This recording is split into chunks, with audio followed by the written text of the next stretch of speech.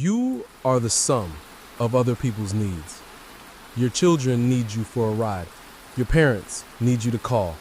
Your boss needs a report. Your friend needs advice. These needs, they shape your day, your week, your life. They give you a clear purpose. They tell you you matter.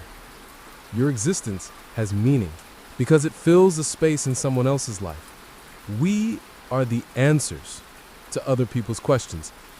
But imagine a scenario. One morning, you wake up and there is only silence. The phone doesn't buzz. No one calls. No one needs anything. Your children are grown. Your job has been automated.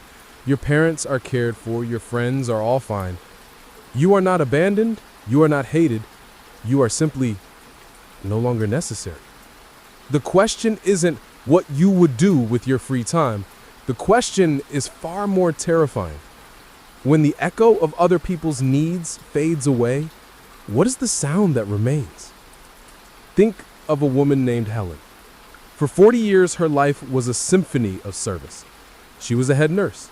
Her every day was filled with life or death decisions, comforting patients and supporting younger nurses. At home, she was the mother, the wife, the daughter who carried the family. She had no time for herself, but she never felt empty because she was always needed. Then she retired.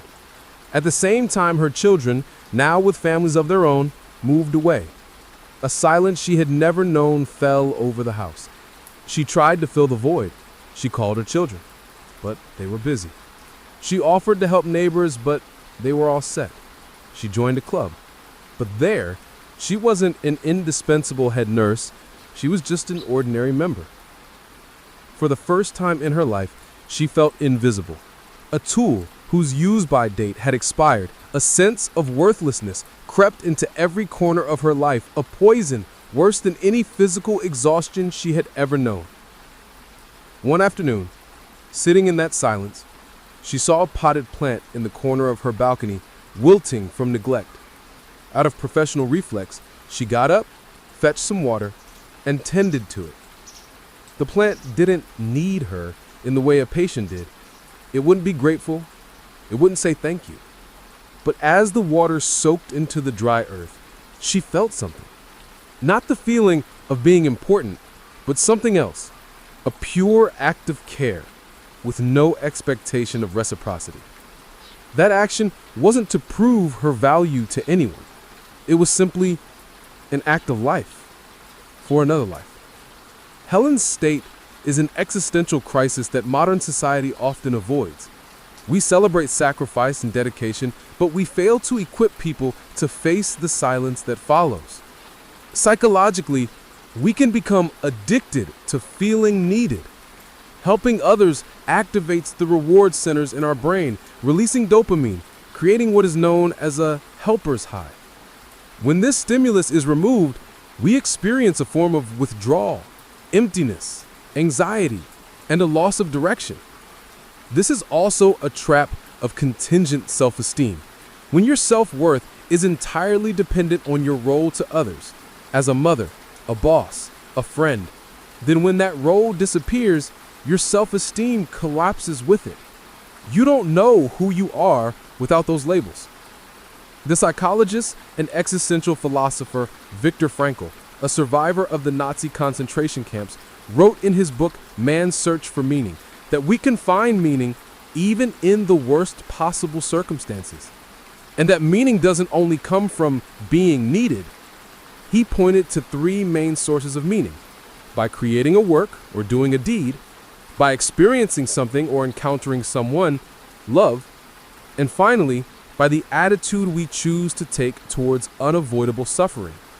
Most importantly, Frankl insisted that it is we who must answer the question of life's meaning. And Eastern philosophy, particularly Zen Buddhism, would offer an even radical perspective. Our suffering comes from our attachment to a self that is defined by roles. When you can let go of that self, the mother self, the nurse self, you become truly free. The silence is not a void to be filled, but the true nature of being. So, Logic seems to be leading us to a self-reliant conclusion. Find meaning within yourself. Don't depend on others. But that can be a cold and lonely simplification. It ignores a fundamental truth about human nature. Here's the twist. Perhaps our deepest desire is not to be needed. It is to have something to love and care for.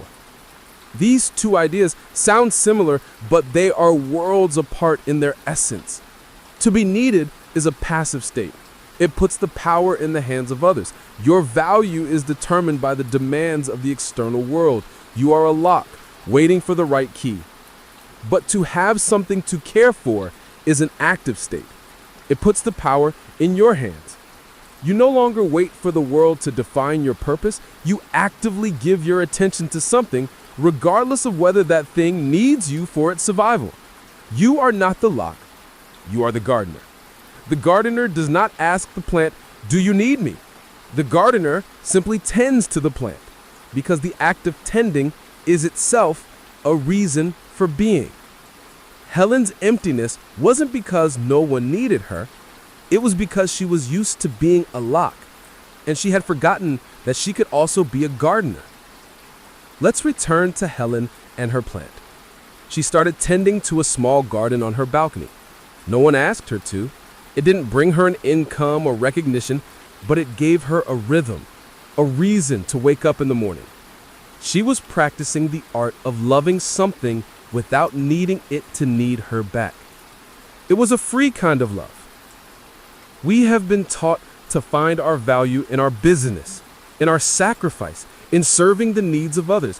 We fear the silence. We fear the feeling of being useless.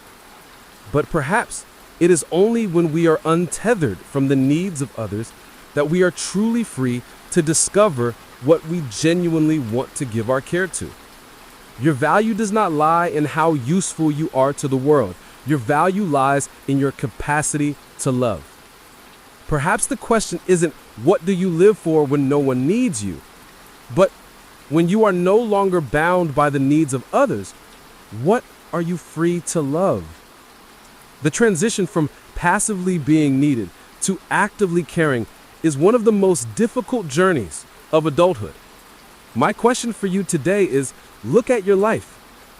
What is one thing you are caring for, not because you have to, not because someone would collapse if you didn't, but simply because you choose to give it your attention? A pet, a personal project, a skill you're learning, a relationship you're nurturing voluntarily. Share your garden, because that is the place where true, unshakable meaning begins to take root.